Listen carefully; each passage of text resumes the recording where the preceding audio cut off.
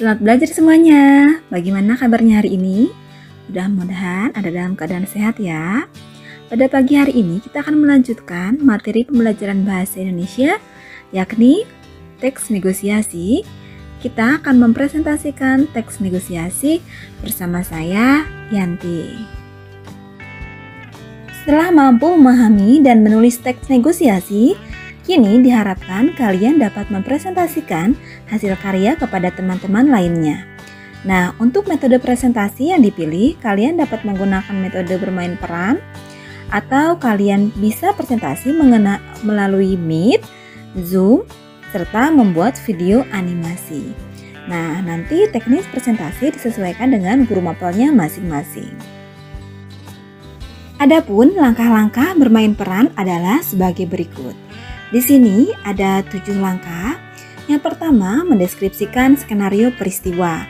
Nah, pada tahap pertama, kalian perlu memberi penjelasan terhadap tahapan peristiwa yang terdapat pada teks negosiasi. Urutan kejadian pada naskah teks negosiasi perlu direncanakan dengan baik. Untuk yang kedua, yakni mempelajari karakter peran. Nah, dalam hal ini kalian hanya perlu tampil sebaik mungkin dan berperan sebagai pihak-pihak yang terlibat dalam teks negosiasi tersebut. Ketiga, menentukan pemeran. Pilih pemeran sesuai dengan jumlah pihak yang terlibat dalam teks negosiasi ini. Karena kemarin ibu kelompoknya 2 orang, berarti perannya di sini 2 orang juga.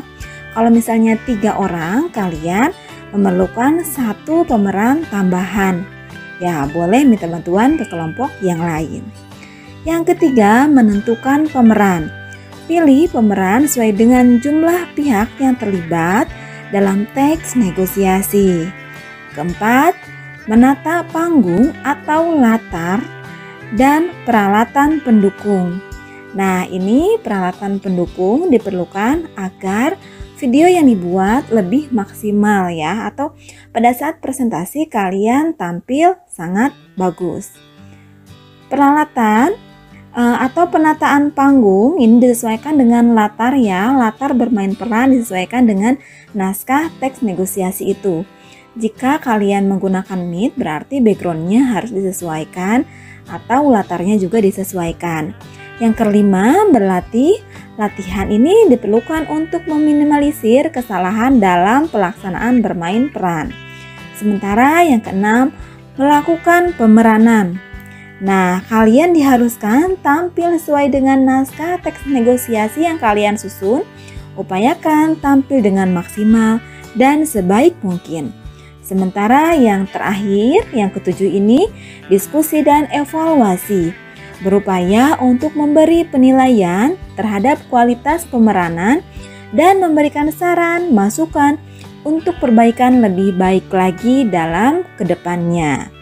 Nah, demikian langkah-langkah dalam mempresentasikan teks negosiasi. Sementara itu, ketika kalian presentasi, ada beberapa hal yang harus diperhatikan. Pertama, kalian harus memperhatikan intonasi, lalu volume atau tinggi rendahnya suara. Yang ketiga, pemilihan diksi, pemilihan kata dan artikulasi. Yang keempat, gestur atau gerak tubuh.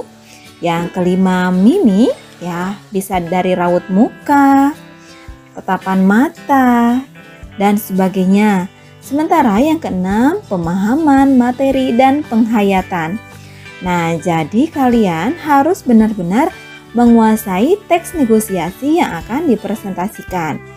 Dan penghayatannya harus sesuai dengan tokoh yang diperankan. Nah, di sini juga ada contoh video teks negosiasi dalam bentuk bermain peran. Bisa kalian scan barcode-nya dan kalian pahami serta amati contoh video yang sudah dicantumkan ini. Sekian penjelasan mengenai langkah-langkah dalam mempresentasikan teks negosiasi. Ibu rasa materinya cukup mudah dan dapat kalian pahami. Jika ada yang ditanyakan, silakan kalian bisa tanyakan kepada guru mata pelajarannya masing-masing atau bisa ditulis di kolom komentar. Oke, terima kasih. Selamat belajar, kembangkan diri, raih prestasi.